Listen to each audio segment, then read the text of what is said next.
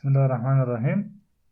نن وایو چې موږ څرنګه کولی شو فایل اپلوډ کړو. نو د دې لپاره لومړی راځو د بوک ټیبل ګورو او بوک ټیبل کې مو یو نوی کالم اضافه کړی فایل نیم او په دې کې به تاسې ګورئ مخکې له مخکې مې یو ریکارډ انزرټ کړی او د فایل هغه لوکیشن چې و هغه دلته انزرټ شوی. دې لپاره چې دا کالم اضافه کړئ تاسو کولی شئ دا کویري استعمال کړئ. د دې دلیل چې ولې موږ وار کرکټر استعمال کړی دې په خاطر چې موږ خپله فایل دلته نه سټور کوو، یوازې لوکیشن سټور کوو. فایل به په ډیسک سټور وي او لوکیشن به یې دلته وي. نو اوس راځو د خپل فارم کې تغیرات راوړو.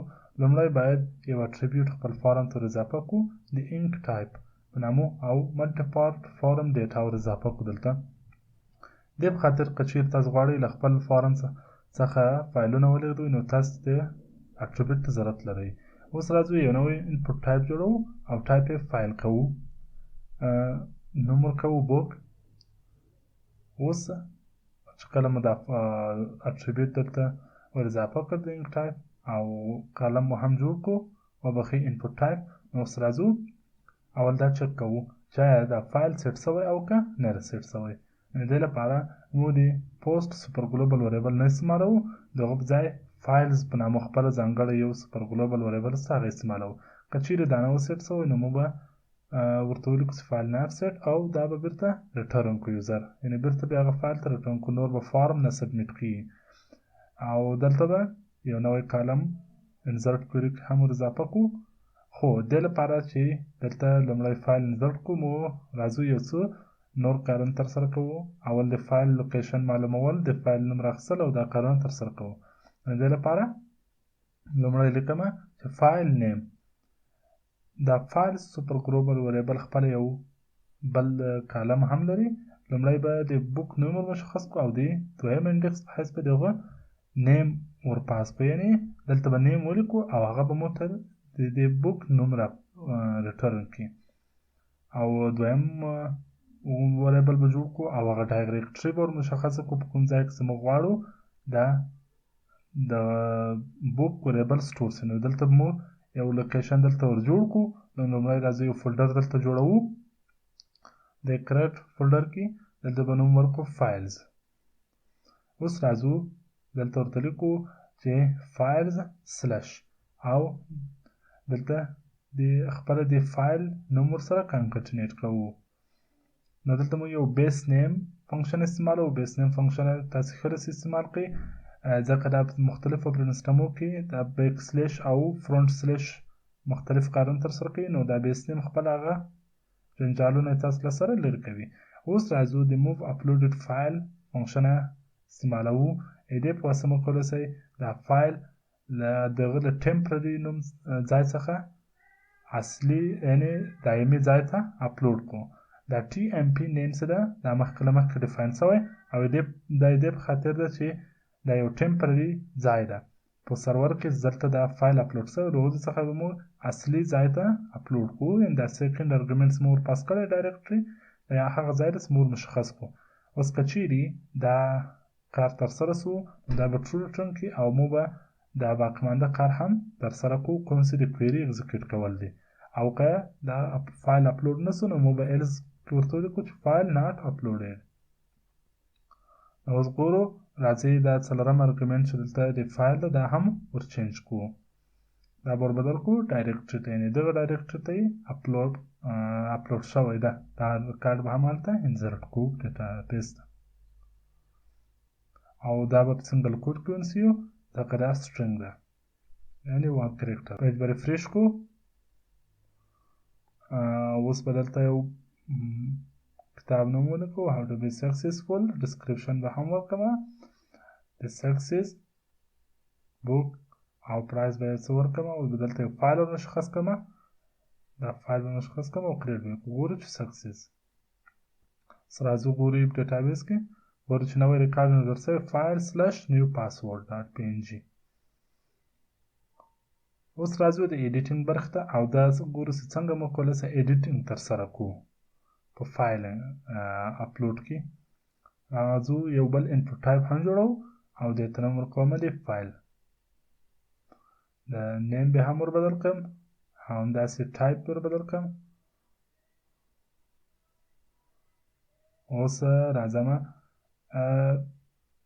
دغه ویډیو پاکوم ځکه دلته مو پخوانی په انپوټ ټایپ کې مو نسوی کولی پخوانی عکس شو کړو. نو دې لپاره زه د بوتستراب د کارډ یو کلاس استعمالوم او دې په واسطه باندې یو ډیف جوړوم چې په منځ کې به زه دا پخوانی عکس ډسپلی کوم تر څو یوزر ته هغه ایډیا ور معلومه سي چې موږ هغه عکس ور معلوم سي تر څو د ایډیا واخلي نه پخوانی عکس څنګه او نوی عکس زه څنګه ور اپلوډوم. دلته مو ایمیج SRC ورکړو او د ډیټابیس څخه راخیستل شوی د فایل نیم لوکیشن به دلته ډسپلی کړو. نو دا ایمیج SRC به هماغه موقعیت وي کوم چې د ډیټابیس کې مو دا فایل سټور کړی ده، یعنې دا فایل لوکیشن چې موږ ډیټابیس کې انزل کړی هغه لوکیشن څخه به دا ډیټا راواخیستلی سي. دا عکس دلته به انکریپشن ټایپ ور مشخص کړو ملټي پارټ فورم ډیټا او اوس هم د فایل نوم او هر څه مو ورکړلو. ایډیټ بوک فاره هم تیار سو. اوس به راسو هماغه کارونه کوم چې مو په کریټ بوک کې کول دلته به هم ترسره کړو. لومړی راځو دلته چک کوو چې آیا فایل سیټ سوی او که نه در سیټ سوی. نو راځو دلته ګورو فایلز سوپر ګلوبل وریبل کال کوو او دلته بوک لیکو، یعنې دا بوک نامه کوم فایل هلته مو په فارم کړ کړی هغه سیټ سوی او که نه سیټ سوی. که چیرې سیټ و دا ټول کارونه یعنې د ډیټابیس انزرشن عملیه دا به ټول د اف کنډیشن په منځ کې ورکړمه. او که چیرې سیټ و نو مو به راسو او د دې نوم او هر څه چې لکه مخکې چې مو کریټ وریبل کریټ بوک فایل کې کول همداسې به یې دلته هم ترسره کړو. ور به کړم فایل نیم او بوک نیم به راواخلم او دلته به یې انزرټ کړم او اوس به ډایرکټري ور مشخصه کړو. ډایرکټري د مشخصولو لپاره لومړی هغه ډایرکټري لیکم یعنې فایلز مخکې چې مو جوړ کړی و او اوس به د بیس نیم فنکشن کال کړم او دلته به د فایلز بوک نیم ور پاس کړم. اوس دلته چې دا کارونه م ترسره کړو اوس به اف کنډیشن کې لومړی هغه نوی عکس اپلوډ کړو کوم چې نوی ور مشخص سوی ده. نو دلته به ولیکم بوک TMP نیم دا مخکې مو ویل دا یو ټمپرري ځای ده کوم ځای کې چې دا فایل سټور ده. نو دې ځای څخه به یې موږ راخلو او پرمننټ ډایرکټري ته به یې لېږدوو.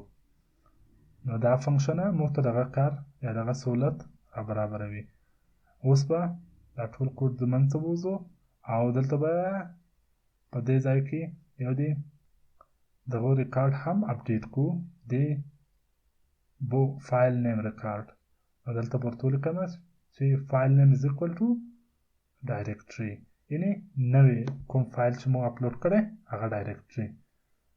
نو اوس به دا فایل اپلوډ سي، خو دې لپاره چې موږ دا نوی فایل اپلوډ کړو او پخوانی ډیلیټ کړو ځکه موږ پخوانی ضرورت نه لرو نو موږ انلینک فنکشن استعمالوو.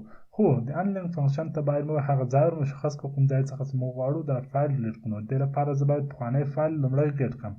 د دې لپاره بوک فایل نیم جوړوم او کویشن او کنیکشن کویري میتھډ کال کوم او هغه فایل نیم سلیکټ کوم کوم چې پخوا د دې فایل مربوط و. نو لیکم ویر book id is equal to id. نو دا به د بوک پخوانی فایل نوم راواخلي. نو اوس به موږ دا فیچ کو له ډیټابیس څخه راواخیستل سو. اوس به مو فیچ کو MySQLi fetch assoc میتھډ په واسطه باندې یعنې اسوسییټیو ایریا ته به یې واړوو. اوس به دلته هغه نوم ور پاس کړم انلینک میتھډ ته کوم فایل چې زه غواړم ډیلیټ کړم. نو دا به پخوانی فایل ډیلیټ کړي او نوی فایل به او نیم به انزرټ سي او نوی کتاب به اپلوډ سي. راځئ ټیسټ یې کړو. ریټ ته ورځو ایډیټ وهو ګورو چې پخوانی عکس دلته ډسپلی سوی خو لږ څه سایز یې غټ ده. راځو فایل بل نوم ورکوو ډیلیټ پک او اپډیټ رو هم سکسسفولي اپډیټ سو. راځئ چې ویې ګورو چې عکس اپډیټ سوی که نه. هو ګورو چې فایل بدل سوی او دلته هم عکس ګورو چې موجود نه ده او هغه نیو پاسورډ له منځه تللی. هغه عکس چې مو مخکې اچولی و دلته. اوس راځو ډیلیټ بوک فایل ته. د ډیلیټینګ لپاره که چیرې د عملیه ترسره شوه نو یوازې به موږ انلینک میتود کال کوو او هغه فایل کوم چې د دې ریکارډ مربوط ده هغه به یوازې ډیلیټ کوو. نو د دې لپاره یوازې هغه د فایل نوم ګیټ کومه لکه مخکې چې موږ په ایډیټ میتود کې ترسره کوو. نو لیکمه select file name where book id is equal to همدا get method get variable څخه چې موږ id ګټ کړی همدا به ور پاس کړم. اوس کله هم دا فایل نیم ګیټ شو دا به زه fh اسوق واسطه باندې associative array ته تبدیل کړم او اوس به انلینک میتود ته ور پاس کړم او بس همدومره. په دې سره به هم ریکارډ ډیلیټ شي او هم به فایل ډیلیټ شي. اوس راځو ډیلیټولو ریکارډ ډیلیټ شو راځو فایل ګورو او ګورو چې فایل هم مخکې الرټ چې و هغه ډیلیټ شوی.